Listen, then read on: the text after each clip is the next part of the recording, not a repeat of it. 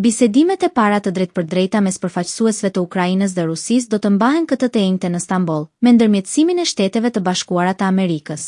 Takimi do të zhvillohet në një nivel më të ulët diplomatik dhe pa praninë e presidentit rus Vladimir Putin, emri i të cilit nuk figuron në listën zyrtare të delegacionit rus.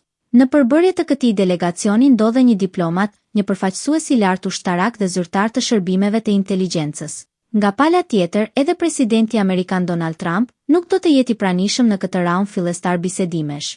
Ai ka deklaruar se mund të udhëtojë drejt Turqisë të premten, në rast se takimi i së enjtes jep rezultate të prekshme. Presidenti i Ukrainës Volodymyr Zelensky kishte ftuar homologun rus që të merrte pjesë në këtë raund të parë të bisedimeve të drejtpërdrejta, me synimin për të ngritur nivelin e përfaqësimit. Por sipas analizave ndërkombëtare, Putin nuk e njeh më legjitimitetin e Zelenskit si president, duke vlerësuar se mandati i tij kushtetues ka përfunduar. Këto bisedime vijnë pas 3 muajsh takimesh të ndara që diplomacia amerikane ka zhvilluar me të dyja palët, si përpjekje për të rikthyer dialogun pas më shumë se 2 vjet lufte.